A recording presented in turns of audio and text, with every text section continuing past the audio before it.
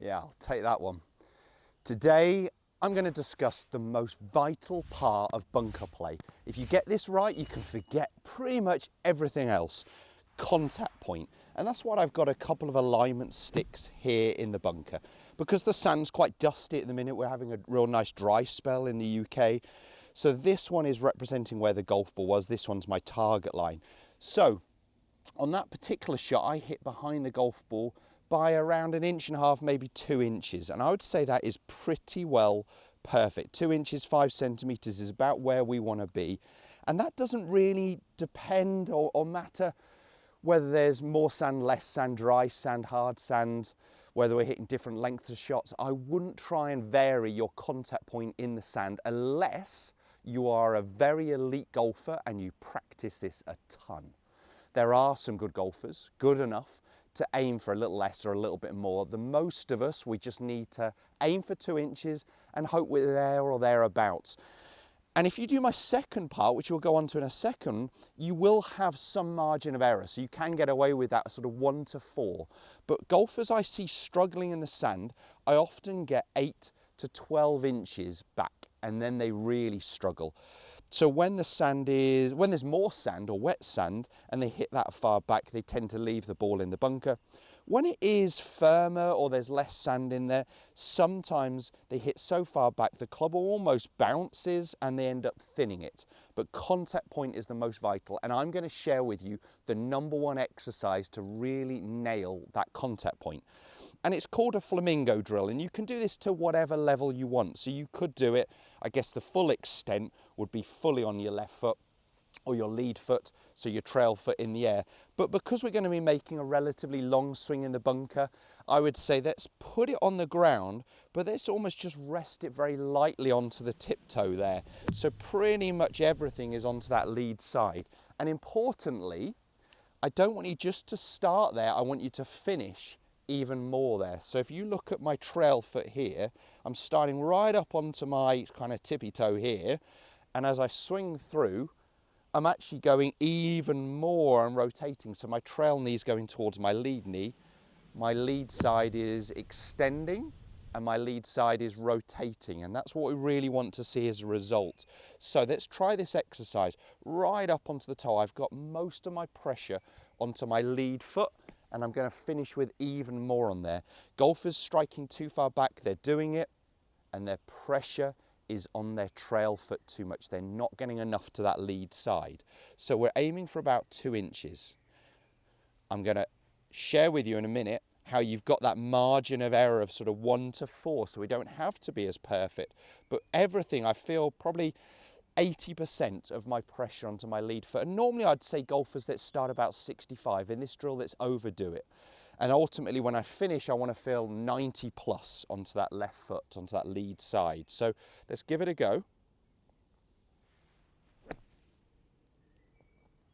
Great again. Now actually I struck a touch further back in the sand there, but I did get away with it. So that was probably closer to 3.5 inches. And it will come out, compared to the first one, a little lower and a little less spin, so there might be a little bit more run and release, but it's still going to work. Right up onto that lead foot. Let's see if I can get a little bit closer to the line here. There we go. There we go. Oh, I've just overhit it a fraction, but that contact point was perfect. I was bang on that line. I was absolutely spot on there. That was loaded with spin. It just landed probably 2 yards too far. We know contact point is the most vital #1 thing in bunker play, without a doubt.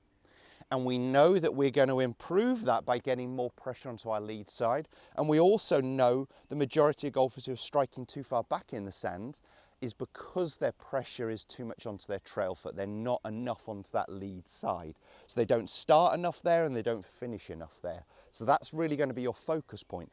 But I mentioned there that I have a tip that means you will get away with that 1 to 4 inches, that you don't have to be absolutely perfect. And that will help, because unless you practice a ton, you're not going to hit 2 inches every time. I'm not going to hit 2 inches every time because I'm not practicing my short game 2 hours a day.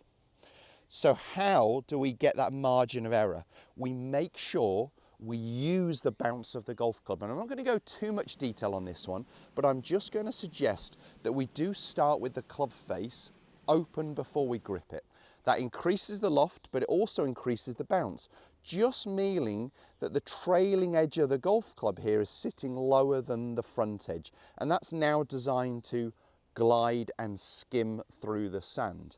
The other things that help me utilize that bounce is making sure that although my pressure is forwards onto that lead foot, I don't want my handle forwards, because that's taking the loft off and taking the bounce off.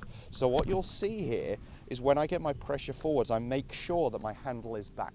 So the end of the grip is pointing about belly button, belt buckle, okay? So we've opened the face and we've moved the handle back, even though we've got the pressure forwards. And that can feel quite strange. It's a bit like, I guess, pat your head and rub your tummy. When you ask a player to put their pressure forwards, they get their hands forwards. You get them to move their hands back, and they tend to move their pressure back. But it is doable. So pressure forwards, let's touch the sand. Let's not worry about it, it's set up. But hands back, okay? So you can see that I've opened the face and I've got my handle back there. Now I'm using that bounce.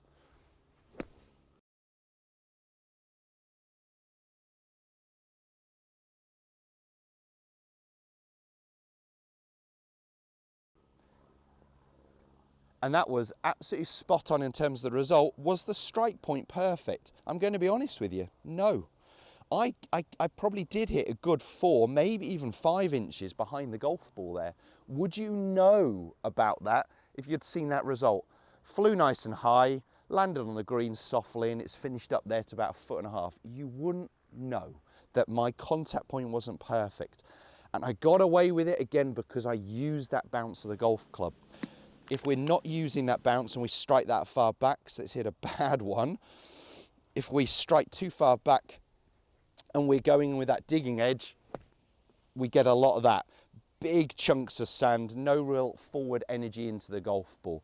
So it's vital that we do use the bounce of the golf club, because we then have that margin of error. I know if you can give that simple tip a go, the first part is that pressure onto that lead foot and finishing there. And the second part just means that we've got that margin of error. Use the bounce of the golf club. If that video has helped, make sure you hit the thumbs up. Share it with as many golfers as you can that need a little help in the sand. And make sure you check out all my other content. There's a link just here that will take you to subscribe to my channel. You'll never miss any more content.